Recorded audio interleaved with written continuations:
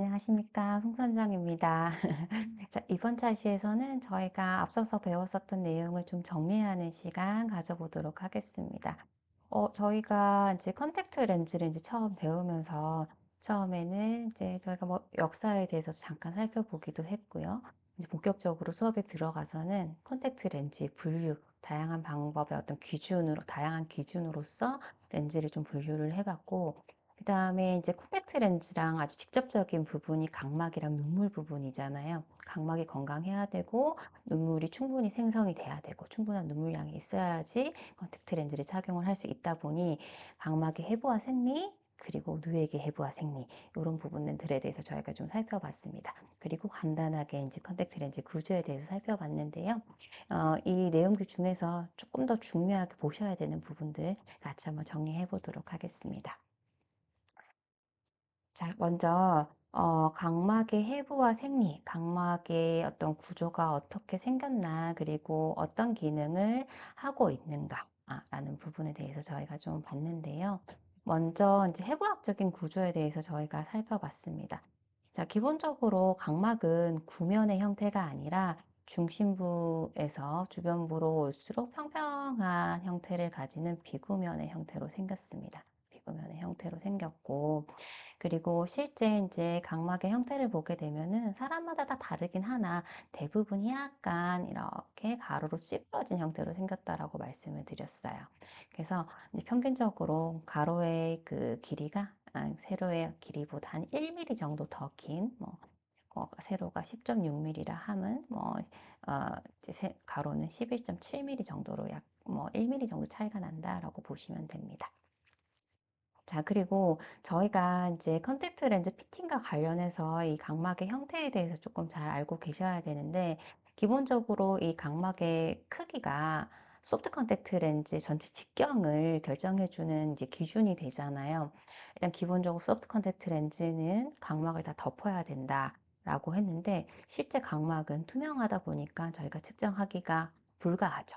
그래서 각막을 측정할 수 없으니 이렇게 눈으로 확인이 되는 이제 홍채 직경, 보이는 홍채 직경이라고 해서 가시홍채 직경이라고 얘기를 했어요.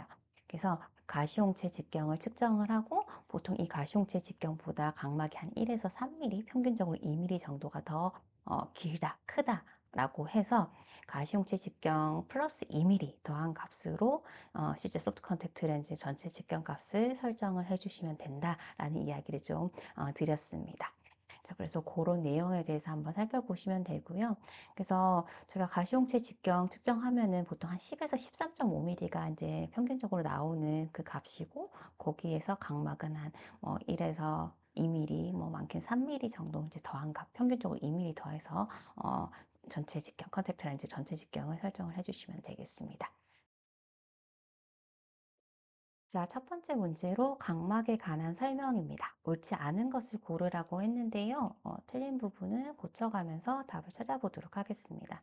자, 각막은 비구면의 형태로 생겼다. 맞는 말이죠. 중심부가 가장 볼록한, 가파른 형태이고 주변부로 갈수록 점차적으로 평평한 형태를 가지는 비구면의 형태로 생겼습니다. 맞고요. 그다음에 가시홍채 직경과 망곡도는 비례한다라고 얘기를 했는데, 일단 이게 답이 아니에요. 답은 2번으로 체크를 하고 밑에 있는 내용 먼저 살펴보고 2번에 대한 설명을 조금 더 덧붙여 보도록 하겠습니다. 자, 각막이 가시홍채 직경에 비해서 한 1에서 3mm 정도 평균적으로 크다라고 말씀드렸죠. 그래서 각막은 투명해서 저희가 측정을 할 수 없으니 눈으로 확인이 되는 가시홍채 직경을 측정을 하고, 여기에서 보통 한 2mm 정도 더한 값을 각막의 크기로 보면 된다라고 말씀을 드렸습니다. 자, 맞고요. 그리고 각막은 일반적으로 그 형태가 수평 방향이 수직 방향보다 1mm 정도 더 긴 약간 누워진 타원 형태로 생겼다라고 말씀드렸습니다. 이것도 맞는 답안이고요. 자, 마지막으로 가시홍채 직경을 측정을 해서 컨택트 렌즈 전체 직경 OAD, 오버롤 다이어메타 값을 결정을 할 수가 있겠습니다. 그래서 지금 5번 더 맞는 답인데, 2번 같은 경우에는요, 저희가 이제 가시홍채 직경에 대한 그 의미는 이제 이미 알고 있고, 만곡도에서 이제, 만곡도를 생각을 할 때는 휘어짐이라고 생각하시면 돼요. 이렇게 볼록한 거. 그래서 직경은 전체 지름값을 얘기를 하는 거고, 만곡도는 휘어진 곡률 반경값을 얘기를 하는 것이거든요. 그래서 요거는 이제, 비례관계는 아니에요. 만곡도 이렇게 뭐 각막이 이렇게 휘어진 정도는 직경이 같다 하더라도 혹 이렇게 같다 하더라도 더 휘어질 수도 있어요. 그러면 같은 직경이라 하더라도 휘어짐이 더 클 수 있기 때문에 비례하는 건 아닙니다. 자, 그래서 답을 2번으로 체크를 해주시면 되겠습니다. 자, 두 번째로 이제 각막을 또 이제 저희가 조금 더 이제 심층적으로 살펴봤었는데, 각막은 이제 5개의 층으로 구성이 되어 있죠. 그리고 이제 각막 상피가 있고, 그 아래쪽에 보호막막, 그리고 아래쪽에 이제 각막의 90%를 차지하는 실질 기질이라는 부분이 있습니다. 자, 그리고 그 아래쪽에 내수면막이 있고, 그 맨 아래쪽에 가장 내측에 내피가 있죠. 방수의 유출입을 담당하면서 각막의 함수율에 있어서 가장 중요한 역할을 해주는 부분, 내피가 이렇게 존재를 합니다. 실질적으로 각막이 렌즈 기능을 하고 있고요. 렌즈 기능을 제대로 수행하기 위해서는 기본적으로 투명해야 되고요. 그렇기 때문에 해부학적으로는 그 형태 자체가 굉장히 균일한 구조를 가져야지만이 투명할 수가 있고, 그리고 이제 이 구조가 유지되어야지만이 유지가 된다는 것은 각 부분들마다의 기능을 갖다가 원활하게 자기가 해야 되는 기능을 수행을 하고 있다는 얘기거든요. 그래야지만이 각막이 가져야 되는 그 78%의 그 함수율을 일정하게 유지를 할 수가 있어요. 이렇게 일정하게 유지가 돼야지 투명하게 렌즈 기능이 잘 이루어지겠죠. 그러면서 각각 층마다의 어떤 기능들을 갖다 설명을 했고, 그리고 이제 혹시 이 기능이 제대로 되지 않았을 때 발생할 수 있는 문제점, 대표적으로 각막이 부푸는 각막 부종이 있죠. 그거에 대해서 좀 말씀을 드렸습니다. 잠깐 중요한 부분에 대해서 잠시 정리를 하고 넘어가자면, 실제 이제 이 상피 같은 경우엔 눈물과 접하고 있죠.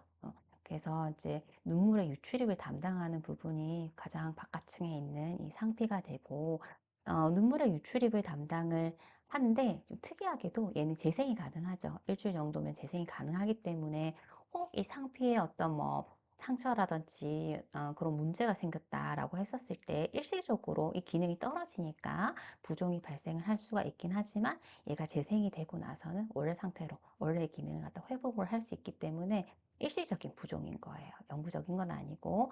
그래서 각막 상피는 이제 재생이 가능한다 하다, 그리고 부종이 발생하다 한다 하더라도 일시적인 부종으로 발생이 된다. 또 이제 상처난 부위, 그 부위에 한해서만 국부적인 부종을 발생시키는 그런 조직이 됩니다. 자, 그런데 이제 또 이제 어떤 함수율과 관련해서 굉장히 중요한 맨 아래쪽에 있는 이 내피 같은 경우에는 재생이 안 되죠. 제일 중요한 게 재생이 안 된다는 건데, 그리고 나이가 들어가면서 이 이제 지금 보시는 이 그림에서처럼 어떤 이 균일한 구조가 깨어질 수밖에 없어요. 그러다가 보면은 균일한 구조가 깨어지면서 이 세포들이 서로 같이 이렇게 연결이 되면서 세포의 형태도 바뀌어 버리고, 그게 이제 세포 다형화죠. 그리고 세포의 크기도 커져 버리고, 세포 거대하죠. 이런 것들이 발생을 하면은 이 내피에 있는 NAK 펌프라고 하는 요 수가 적어지고, 그 기능이 제대로 되지 않다 보니까 영구적인 부종으로 발생이 됩니다. 그래서 내피 같은 경우에는 상피랑 비교해서 기억을 하셔야 되는 부분이, 재생이 안 된다. 혹 상처를 입거나 문제가 발생했었을 때 재생이 안 되고, 그렇기 때문에 방수의 유출입이 제대로 안 될 거기 때문에 이제 일시적인 부종이 아니라 영구적인 부종으로 이어지는 이제 큰 문제가 발생이 되는 거죠. 이렇게 위아래에서 들어온 수분이 딱 머금고 있는 부분이 바로 이 실질이었어요. 그래서 너무 수분량이 많아진다면 이 실질이 이렇게 부풀어 오는 게 부종이었었죠. 그 부풀어 오르게 되면 지금 보고 계신 이 구조 자체가 균일할 수가 없는 거죠. 그래서 이제 부종이 발생하고, 이 부종이 심해지게 되면 혼탁으로 가고, 이 혼탁이 제대로 된 시력을 나타낼 수 없게 되겠죠. 그렇기 때문에 이제 각막이 굉장히 이 함수율이라든지 조직학적 구조라든지 이런 부분들이 중요하다라고 말씀을 드렸습니다. 그래서 그런 부분에 대해서 좀 정리를 해주시면 되겠습니다.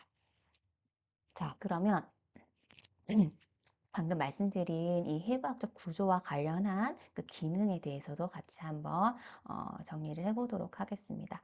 자, 해부학적 구조에 관한 설명으로 옳은 것은 했어요. 그러면 틀린 부분 고쳐보도록 하겠습니다. 단층에, 하나의 층에 입방 형태의 육각형 세포, 입방 형태의 육각형 세포라고 하면 이런 형태를 얘기를 하는데, 이렇게 구성이 되어 있으면서 펌핑 기능을 한다라고 하는 것은 각막, 내피에 대한 설명이죠. 그래서 이렇게 붙여주시면 되겠습니다. 자, 그리고 각막 실질은 친수성, 물과 친한 교원 섬유로 구성이 되어 있죠. 그리고 한 200에서 250개 정도의 판상 구조로서 굉장히 이제 균일한 그런 이제 일정한 간격으로 주행 방향이 일정하게끔 이런 이제 규칙적인 배열로 이루어져 있습니다. 근데 이제 이게 수분이 많이 유입되고 하면 이 구조가 깨어지는 거죠. 그러면은 빛이 들어왔었을 때 이제 산란이 일어나고 좋은 시력을 얻을 수가 없는 겁니다. 그래서 각막 실질은 물과 친한 친수성 교원 섬유로 이루어져 있습니다. 규칙적으로요. 그래서 요거 맞는 말이고요. 그래서 답은 일단 2번으로 체크를 하시면 되겠습니다. 자, 그 다음에 이제 보호막이 있는데, 보호막이 여기죠, 여기.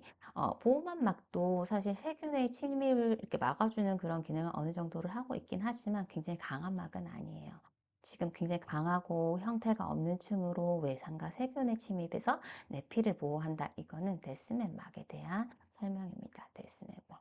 그래서 데스맨 막이 이제 어, 늪이 이제 각막을 보호한 최후 전선이라고 이야기를 하죠. 그래서 웬만한 세균은 다 이렇게 막아주는데 진균에는 약하다라고 말씀을 드렸습니다. 자, 그래서 요거는 데스맨막으로 고쳐주시면 되겠고요. 어, 이 각막에서 재생이 되는 부분은 이제 상피하고 실질밖에 없어요. 다른 부분들은 상처를 입게 되면은 이제 반응을 남기죠. 상처 그 흔적을 남긴단 말이에요. 그게 이제 부정난시로 나타날 수가 있습니다. 자, 그런데 이제 상피 같은 경우에는 재생이 되는 기간이 일주일, 근데 실제는 한 1년 정도 생각을 하시면 되세요. 자, 근데 여기 보면은 재생이 보통 일주일이 소요된다라고 하는 거는 각막 상피에 대한 설명이 되겠습니다. 그죠? 그래서 이렇게 고쳐주시면 되겠고, 어떤 손상이 있다라고 했었을 때 부종이 일어날 수 있는데 일시적이고 그 부분에 해안한 구부적 부종이 일어난다는 것 역시 상피에 대한 설명이니까 이렇게 고쳐서 각 부분들마다의 어떤 특징과 기능을 정리를 좀 해주시면 되겠습니다. 그 다음에 저희가 또 각막에 대해서 좀 자세하게 살펴봤는데요. 각막은 이제 투명해야지 그 렌즈 기능을 제대로 할 수가 있다라고 하면서 이 투명할 수 있는 어떤 그 구조적인 특징, 생리적인 특징에 대해서 살펴봤어요. 렌즈 기능을 하려고 하면은 혈관이 있으면 안 되겠죠. 무혈관이에요. 그렇기 때문에 영양 공급도 스스로는 안 되고 주변에서 영양 공급을 받아야 된다. 이렇게 알고 계실 겁니다. 그리고 투명하기 위해서는 굉장히 규칙적인 배열이 이루어져야지 됩니다. 그래서 이 규칙적인 배열 때문에 투명할 수 있는데 이게 깨어지면 투명하지 않은 거죠. 혼탁이 나타나는 거죠. 그래서 상피, 내피뿐만이 아니라 실질의 어떤 규칙적인 구조를 가지고 있다라고 구조적인 특이성으로는 이렇게 정리를 해보시면 되겠고, 이 구조적 특이성이 잘 유지되는 전제하에 위아래에서의 어떤 상피와 내피의 어떤 이제 수분 유입, 눈물 유입이나 방수 유입이 제대로 잘 된다라고 하면은 일정한 함수율이 유지가 될 거고, 그러면 투명한 상태가 계속적으로 유지가 되겠죠. 이때 각막에서 일정한 함수율 정도라고 하면 78% 되겠습니다. 그래서 여기에서 많아지면 부종인 거죠. 그죠? 그래서 이렇게 각막의 투명도와 관련해서 각막이 구조적으로 이러한 특징을 가지고 있기 때문에 이러한 특징을 가지고 있으면서 이러한 일정한 함수율을 지니고 있기 때문에 투명할 수 있다라고 정리를 해주시면 되겠습니다. 자, 그 다음에요, 저희가 이제 컨택트 렌즈 하기고, 이러다 보니까 사실 컨택트 렌즈 같은 경우에는 눈에 직접적으로 착용하는 부분이잖아요. 그래서 질환과 관련한 부분들을 좀 자세하게 살펴보셔야 됩니다. 시력 교정은 사실 안경보다 컨택트 렌즈가 잘 되지는 않아요. 근데 이제 앞서서도 말씀을 드렸지만 컨택트 렌즈는 어떤 시력 보정 연구에 있어서 미용적인 목적을 위해서 사용이 되는 거거든요. 정확하게 시력 교정하겠다 이런 목적이 아니거든요.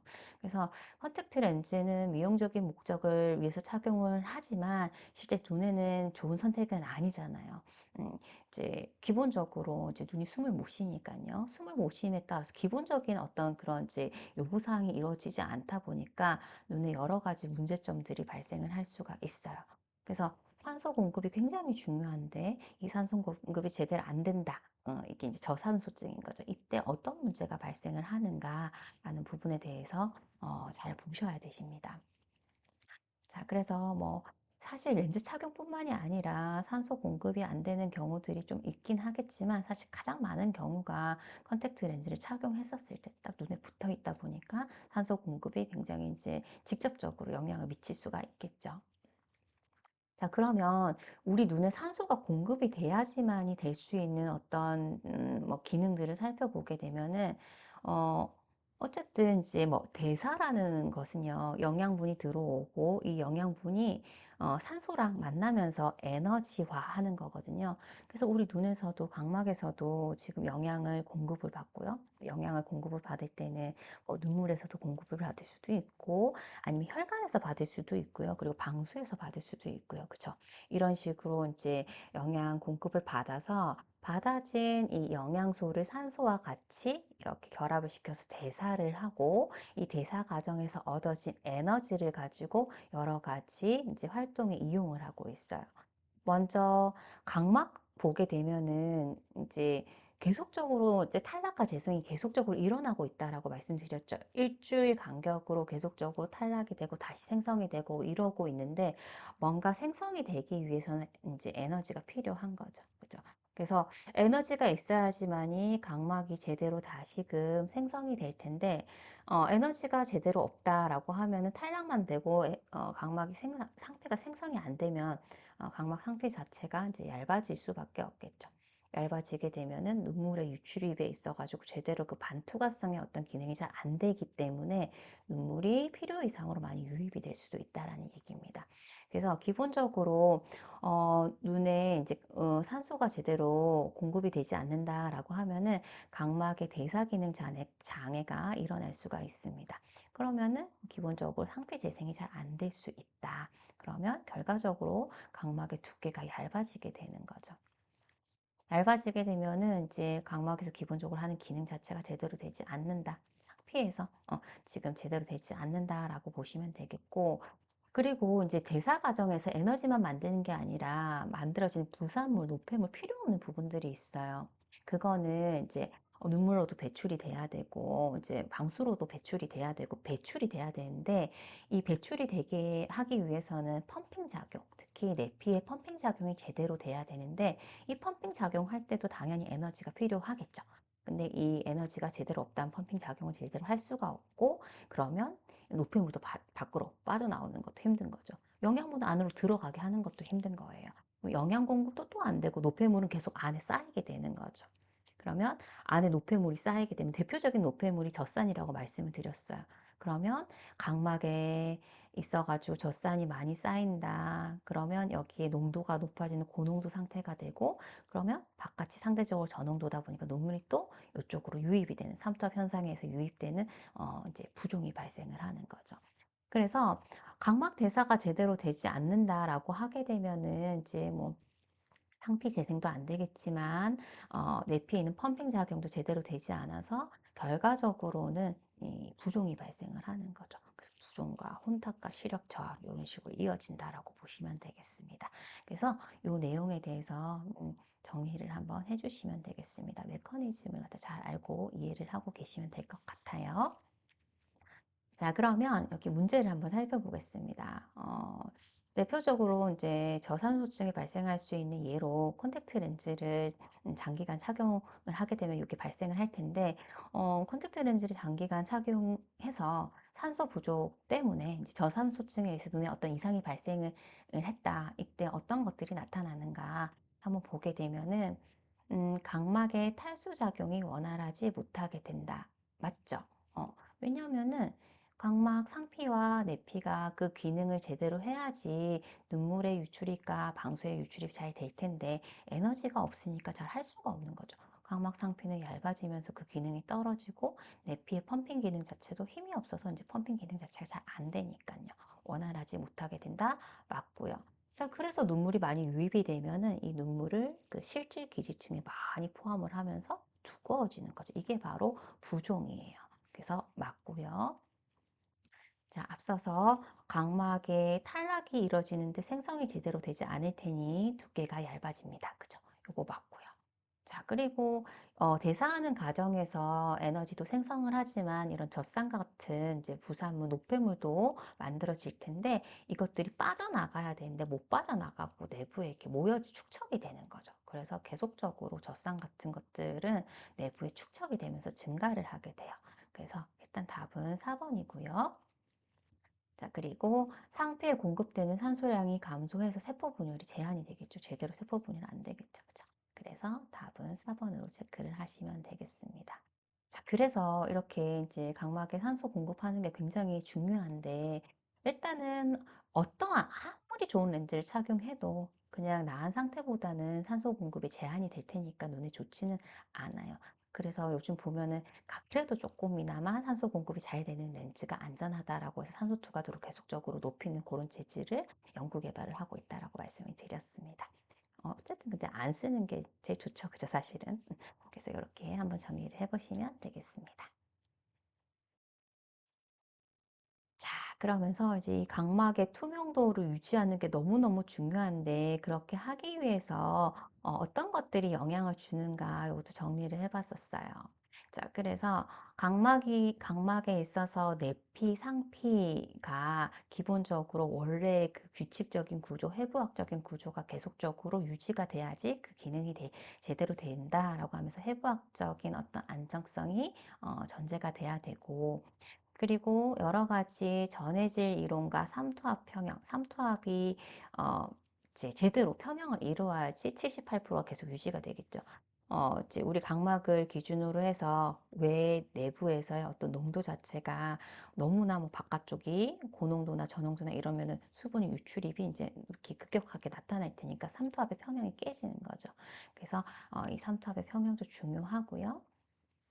그리고 각막 대사 과정이 제대로 이루어져야 된다. 이루어져야지만 에너지를 만들 수 있고 필요한 에너지를 사용을 할 수가 있으니까요. 이런 부분도 있고, 그리고 누에게 수분 증발량. 눈물이 항상 우리 각막 위를 이렇게 분포를 하고 있지만 주변 환경에 따라서도 눈물이 너무 쉽게 증발이 되거나 이런 것들도 삼투압의 평형을 깨게 되는 원인으로 작용을 하니까요. 그런 것도 중요하고요. 그리고 안압 역시 일정한 안압이 유지가 돼야지 되는데 너무 안압이 높다라고 했었을 때도 부종으로 이어질 수가 있다라는 부분에 대해서 이렇게 정리를 해봤습니다. 그래서 이제 지문이 예를 들어서 우리 이제 정상인의 각막은 일생 동안 대략적으로 일정한 두께를 유지를 하고 있어요. 근데 이제 일정한 두께가 유지가 안 되는 경우가 뭐 이런 문제 때문에 두께가 얇아질 수가 있는 거죠. 그죠? 하고 있는데 이 각막의 투명도 이런 것들이 제대로 돼야 되는데 제대로 되지 않았을 때 어떤 문제가 발생을 하다 보니까 이 투명도에 영향을 주는 요인을 세 가지씩 쓰시오. 이렇게 이제 물어볼 수 있습니다. 그래서 이렇게 썼었을 때는 요것들 중에서 한 세 가지 정도를 기억을 하셨다가 정리를 해주시면 되겠습니다. 자, 다음으로요. 저희가 요거는 실습을 간단하게 해봤는데요. 저희가 컨택트 렌즈를 피팅하기 위해서 기본적으로 착용하게 될 렌즈 전체 직경값 그리고 이제 공유 반경, 베이스 커브 값 요거는 기본적으로 알고 여기에 맞게끔 피팅을 해줘야 된다라고 말씀을 드렸는데요. 전체 직경 측정할 때 어떻게 했을까요? 각막의 크기는 우리가 알 수가 없는데 실제 눈으로 확인되는 가시홍채 직경을 측정하고 여기에다가 플러스 2mm 더한 값으로 소프트 컨택트 렌즈 전체 직경을 결정을 해줬었죠. 그래서 여기 보시게 되면은 컨택트 렌즈를 피팅을 하기 위해서 측정하게 되는 뭐 VIHD라고 해도 되고요. HVID라고 해도 되고요. 어쨌든 비저블 보이는 가시, 아이리스, 홍채, 호리존탈 수평 방향의 다이어메타 직경을 측정을 하게 됩니다. 그래서 가시홍채 직경을 측정을 하고요. 가시홍채 직경 이거를 측정을 하게 되면은 평균적으로 요 정도 값이 나오는데 여기에 대해서 각막은 한 1에서 3mm 정도가 더 큽니다. 그래서 이렇게 이제 적어주시면 되겠고 실제 소프트 컨택트 렌즈의 그 전체 직경을 선택을 해주실 때는 이렇게 측정되어진 가시용제 직경 플러스 2mm 해서 전체 직경 값으로 설정을 해주시면 됩니다. 소프트 컨택트 렌즈는요 13에서 한 14.5mm가 가장 많이 사용이 되고 있어요. 한번 보시게 되면은 대부분 요 정도고 뭐 작은 건 13.5, 큰 게 한 14.5 정도 되는 것 같아요. 대부분 한 13.8, 14.2 이게 가장 많은 것 같습니다. 그래서 이렇게 체크를 해주시면 되겠고 참고로 하드 컨택트 렌즈 같은 경우에 그 전체 직경 값은요 이 가시용제 직경에다가 2mm 뺀 값으로 설정을 해주시면 됩니다. 그래서 그 하드 컨택트 렌즈 사이즈 작잖아요. 그래서 보면은 보통 8에서 9.3, 크게는 한 9.5mm가 대주를 이루고 있습니다. 그래서 이것도 같이 한번 기억을 해주시면 되겠습니다. 그 다음에요, 저희가 이제 각막의 대사 과정에 대해서 조금 깊숙이 살펴봤었는데, 이제 어쨌든 제일 중요한 것은 이 대사가 이루어져서 이 얻어진 이 대사 과정에서 얻어진 에너지를 어디에 쓰느냐거든요. 그래서 각막의 대사 과정에서 얻을 수 있는 각막의 기능이라고 하면은 어떤 기능이 있을까요? 지금 각막 대사 과정에서 에너지를 얻었잖아요. 얻어가지고 상피 재생에 썼었죠. 상피 재생에 사용을 했었고 또 대표적으로 내피에 있어가지고 내피의 NAK 펌프 작용에 사용을 했었어요. 그렇게 하면서 이제 눈에 각막에 유입되는 수분량을 갖다 조절을 해줄 수 있는 그런 기능을 대사 기능에서 얻은 에너지를 가지고 이제 이용을 했었습니다. 그래서 얻을 수 있는 각막의 기능이라고 하면 이 두 가지를 적어주시면 되겠습니다. 자, 그 다음에 저희가 이제 각막을 다 이제 하나씩 하나씩 살펴봤었었고, 그 중에서 이제 중요한 부분, 사실 각막 상피, 내피, 실질, 이 정도 되는데, 그 중에서 내피 같은 경우가 조금 더 중요한 기능을 담당을 하고 있어요.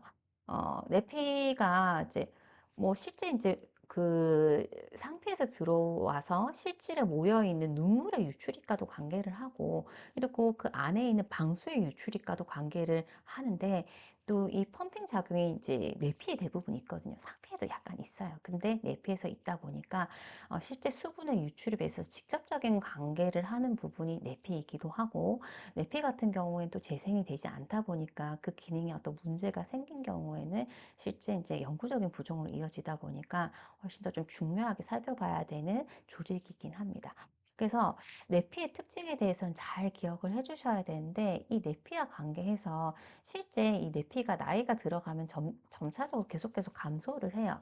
감소를 하게 되면 실제 이 내피 내부에 있는 이 NAK 펌프도 작아질 수밖에 없고 그럼 시간이 지나게 되면 나이가 들어가게 되면은 이 NAK 펌프 자체가 적어지니까 그 수가 적어지니까 펌핑 기능이 원활하지 않아서 방수의 유출입, 눈물의 유출입과 관련해 가지고 잘 되지가 않으니까 여러 가지 이제 부종 혼탁으로 이어질 수 있는 가능성이 커서 그 내피의 세포 수 그리고 내피의 형태 원래 규칙적인 형태를 가지고 있어야 되는데 그게 깨어졌다라든지 크기 이런 것들을 조사를 해서 눈에서 발생될 수 있는 뭐 각막에서 특히 발생될 수 있는 이런 부분들에 대해서 저희가 이제 진단을 해볼 수가 있습니다. 지금 사진을 보시게 되면은 가장 왼쪽은 이제 정상적인 내피 형태예요. 육각형의 입방세포의 형태. 굉장히 규칙적으로 배열되어 있는 걸 확인하실 수 있죠. 벌집 모양 같이 생겼죠. 그죠? 이렇게 생겼는데, 내피에 손상을 입게 되면은 이제 내피는 손상을 입고 나서 재생이 안 되다 보니까 그 형태가 옆에 있는 거랑 연결이 이렇게 되어져 버리는 거죠. 연결이 되게 되면 원래 육각형의 형태가 아니라 다른 형태로 이렇게 바뀌게 되는 내피 다형화가 이제 발생을 할 수가 있습니다. 그래서 플레오몰피즘이라고 해서 내피 다형화가 나타날 수가 있고 그리고 이게 계속해서 연결된다고 생각을 한번 해보세요. 그러면 사이즈도 계속적으로 커지겠죠. 그래서 사이즈가 이렇게 커지게 되는 폴리메가티즘, 내피 거대화가 나타날 수가 있는 거죠. 결국은 이런 형태로 바뀌게 되면은 이게 NAK 펌프 자체의 수가 적어지는 거예요. 그래서 그 기능이 잘 안 되는 거죠. 그래서 방수의 유입이 이제 많이 될 수밖에 없는 유출입이 잘 안 되고 유입이 많이 돼버리는 거죠. 그러면 체적 유지도 안 될 거고 영양분 공급도 제대로 안 되고 이 안에 있는 그 노폐물이 빠져나가는 것도 잘 안 되는 거죠. 여러 가지 문제가 발생을 하게 됩니다. 그래서 그 내피의 어떤 형태적인 부분이나 수를 갖다가 측정을 해서 이 사람 눈에 어떤 문제가 있을 수 있겠다의 여부를 갖다 진단하는데 굉장히 중요한 조직이 바로 각막에 있어서도 내피가 굉장히 중요한 부분입니다. 그래서 요것과 관련해서 보면은 문제를 이제 이렇게 보시면 될 것 같아요. 각막의 내피 손상 시에 발생될 수 있는 대표적인 내포 세포의 변화, 내포 세포 변이의 형태라고 보시게 되면은 지금 내피 다형아, 내피 거대화 이 두 가지를 정리를 해주시면 되겠습니다. 첫 번째, 두 번째 이렇게 정리를 해주시면 되겠습니다.